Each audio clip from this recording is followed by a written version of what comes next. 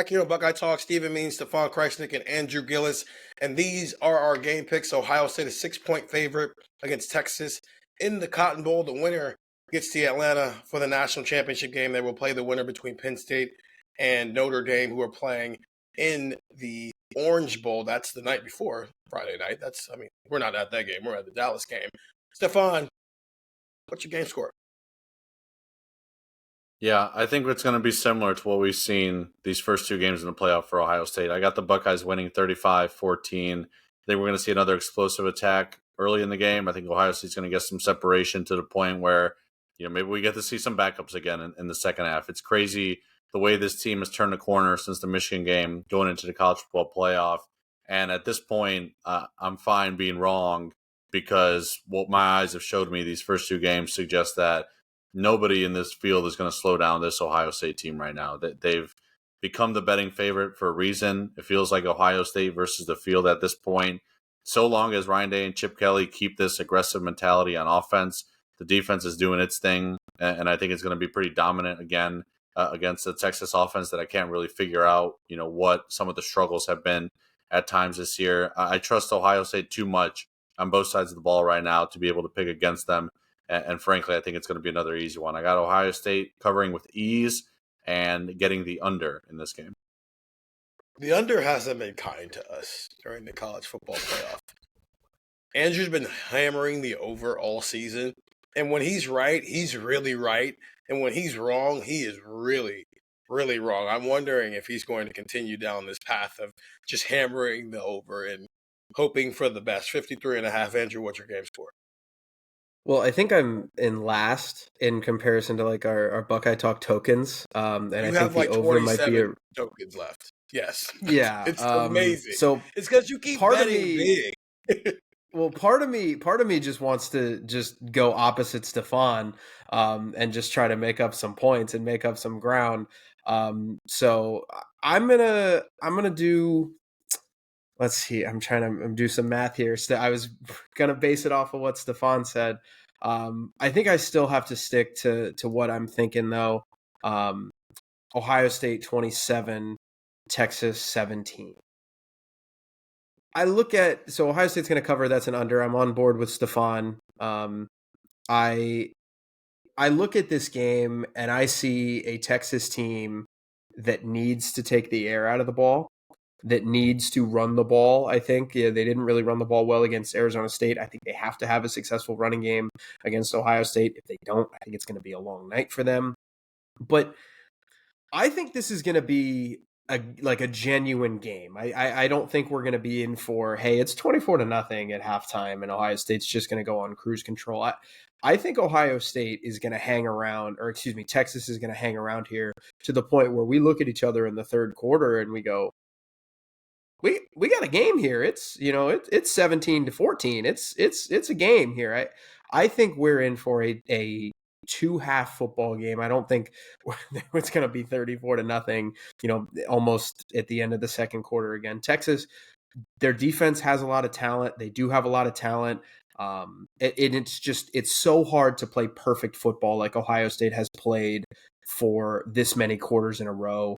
I told Steven this when we were going to get some lunch after we landed in Dallas, and I said the line between perfect and great is very, very thin. And I think you can point to a couple different examples and say, wow, if Tennessee gets that sack on the first drive of the game against Ohio State, that game isn't so much of a blowout in the first few minutes, and it's not so much of a blowout early.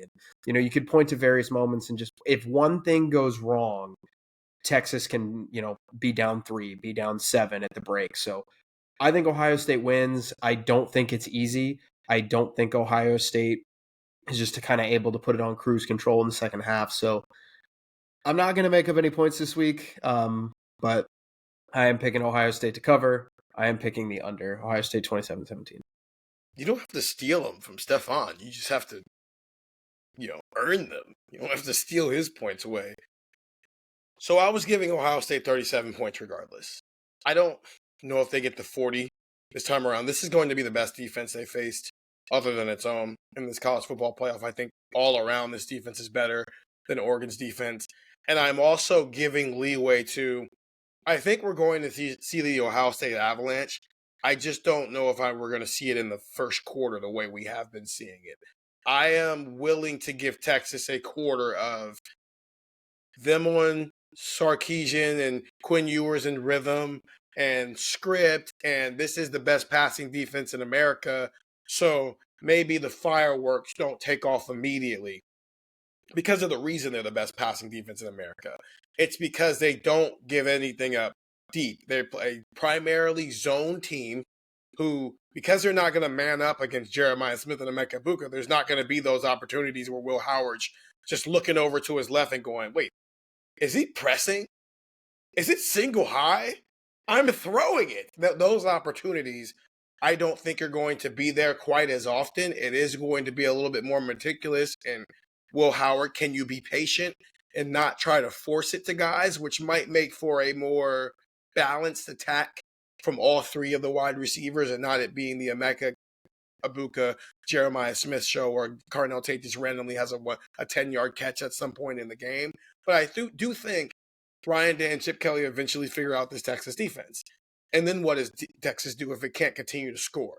That's what I'm banking on in this game. So it's 37 points for Ohio State, and I was wondering anywhere from 13 to 21 for Texas of, okay, how long can that script work? I think the script is good enough for 10 points. And then at some other point in the game, you get another touchdown out of it, which is essentially what we saw from Tennessee and Oregon. Oregon just scored 3 touchdowns. So I'm giving it essentially what Tennessee got, where, okay, your script's going to get you 10, and then you might score 7 in the rest of the game, the rest of the way. So I ended up with 37 to 17. I am slightly taking the over. I don't feel great about it, but I also feel good about it at the same time because Ohio State alone has been allowing these games to hit the over, right? So if Ohio State keeps doing what it's doing, while also no defense is perfect, these are playoff offenses, so you're going to give up some points, maybe the over is the right way to go. I'll bet low, though, there, but I'm going to bet big on Ohio State -6 just because, I mean, look, you beat the only undefeated team in college football left by 20 points and you were up 34-0. And before that, you were up 21-0 on a top 10 team, one of the best teams in the SEC on your home field. So until somebody shows me that Ohio State isn't going to have the Avalanche against them, you have to bank on it, even if you don't bank on it happening in the first 15 minutes of the game. Those are our game picks. You've got 3 Ohio State covers, 1 over, 2 unders. Get the text 614-350-3315. And thank you to Josh Newman from our sister site, LoneStarLive.com down here in Texas, one of the new sites to Advanced Local. If you're watching on YouTube, go listen to that where you find podcasts, Buckeye Talk. For Stefan Krajisnik, for Andrew Gillis, Ohio State, Texas, Cotton Bowl, National Championship appearance on the line, which would be the second of the Ryan Day era. I'm Stephen Means, and that was Buckeye Talk.